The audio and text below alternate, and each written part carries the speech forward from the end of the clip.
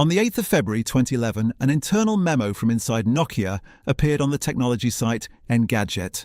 It was not a product announcement, it was a confession. Its author was Stephen Elop, the company's new chief executive, and he had reached for a parable. There was, he wrote, a man working on an oil platform in the North Sea. One night an explosion set the platform ablaze and the man found himself surrounded by fire, with a choice between the flames and a 30-metre drop into the freezing Atlantic below. "We too are standing on a burning platform," Elop told his employees, "and we must decide how we are going to change our behaviour. Nokia," he was saying, "would have to jump." To understand why that memo mattered, you have to remember where Nokia stood when he wrote it. This was not a dying company describing its own decline. By the numbers, it was the largest maker of mobile phones on Earth.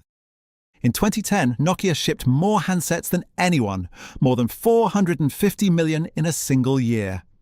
Its smartphone operating system, Symbian, was still the most widely used in the world by volume, running on tens of millions of devices across Europe, Asia, and the developing markets where Nokia was less a brand than a default. But the man who wrote the memo was new, and he was an outsider. Stephen Elop was Canadian, the first non-Finn ever to run Nokia, and he had arrived in September of 2010 from Microsoft, where he had led the division that built Office. He looked at the company he had inherited and saw, beneath the shipment totals, a platform that was falling behind. Apple's iPhone had redefined the high end.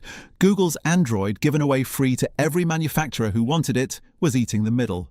And Symbian, however large, felt to him like an architecture from another era.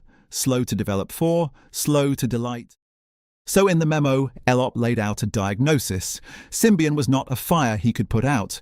Mego, the next-generation system Nokia was building with Intel, was years from scale. What Nokia needed, he argued, was a third ecosystem, a credible alternative to Apple and Google built fast. That framing concealed a decision that had not yet been made public, but was already made. The question was which platform Nokia would jump to. There were, in truth, 3 platforms to choose from. Nokia could double down on Mego, the open-source system it already controlled, and bet that its own engineers could turn it into a flagship line. It could swallow its pride and adopt Android, joining Samsung, HTC and the rest, gaining an instant app store and a proven system, but becoming one Android maker among many, competing on hardware and price alone. Or it could bet the company on Windows Phone, Microsoft's new mobile system. Modern, well-reviewed and almost entirely unproven in the market, with a tiny fraction of the apps that Apple and Google offered. Elop chose Redmond. He chose the platform built by his former employer, the one with the least market traction of the 3, on the theory that Nokia's hardware and Microsoft's software would together form a third pole strong enough to matter. Inside Nokia, engineers who had spent years on Symbian and Mego learned that their work was, in effect, being set down. 3 days after the memo leaked on the 11th of February, the decision became official. Nokia and Microsoft announced a broad strategic partnership, with Windows Phone named as Nokia's primary smartphone platform. And here is where the story turns from strategy to something stranger. A failure with a name. Economists call it the Osborne effect. The term comes from the Osborne Computer Corporation, an early personal computer maker whose founder, the story goes, talked up his next machine so enthusiastically that customers stopped buying the one he was actually selling. The lesson hardened into a rule of business. Never announce the death of your current product before the replacement is on the shelf. Nokia had just done exactly that, in the most public way imaginable. Its own chief executive had told the world, not in a careful press release but in a leaked memo dripping with the language of catastrophe, that the platform on which nearly every Nokia smartphone ran was a burning wreck he intended to abandon. The problem was timing. On the day of the announcement, there was no Nokia Windows Phone. There was no Lumia. There was not a single device a customer could walk into a shop and buy that ran the new system Elop had just blessed. The first one would not arrive for the better part of a year.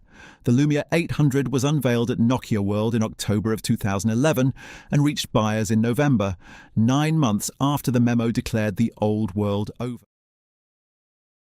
For those 9 months, Nokia was asking the market to keep buying Symbian phones it had just publicly buried. The market declined. The collapse showed up first where these things always show up. with the carriers and the retail channel. A salesperson has little reason to push a Symbian handset, and a network has little reason to subsidize one, once the manufacturer's own boss has called the platform a dead end. The recommendation quietly shifts to Android, to iPhone, to anything with a future. The figures fell accordingly. In the second quarter of 2011, Nokia's smartphone volumes dropped sharply against the year before, and the company posted an operating loss in the unit that had long been its engine. By the back half of the year, Symbian shipments were falling not by single digits but by the tens of %, quarter over quarter. Analysts who covered the company saw the mechanism clearly. The wound was not that a competitor had shipped something better that spring.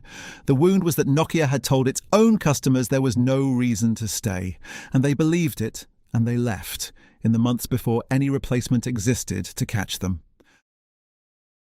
When the Lumia finally came, it arrived into a vacuum that Nokia had dug for itself. The hardware was, by most accounts, good. The design sharp, the cameras strong, the reviews warm. But it was selling into a market that had already moved. Developers had spent those 9 months building for iOS and Android, and the Windows Phone App Store remained thin. Buyers who had once defaulted to Nokia had defaulted by then to someone else. A good phone could not undo a year of permission to leave. The numbers tell the rest in a straight line down. Nokia had held roughly a third of the global smartphone market in 2010. Within about 18 months of the memo, that share had fallen into the single digits, and the cash the company was burning to fund the transition turned a position of dominance into a fight for survival. The end came in September of 2013. Microsoft announced it would buy Nokia's devices and services business, the phones, the factories, the brand on the handsets, for about €5.5 billion, in the neighborhood of $7.2 billion. As part of the deal, Stephen Elop left Nokia and returned to Microsoft, the company he had come from 3 years earlier, now bringing with him the phone business he had spent those years steering toward Redmond. The man who had told Nokia to jump went back across the water he had pointed them toward. The Windows Phone bet did not save the devices either. Within a few years, Microsoft wrote down the acquisition almost in full and wound the handset line down.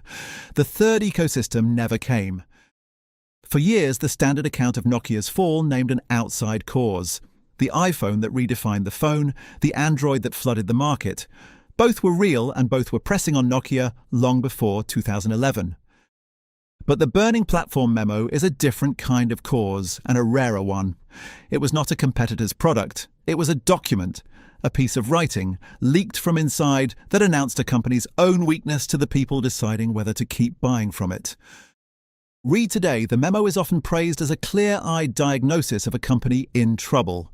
It was that, but a diagnosis delivered in public before the cure has shipped does not only describe the illness, sometimes it administers it.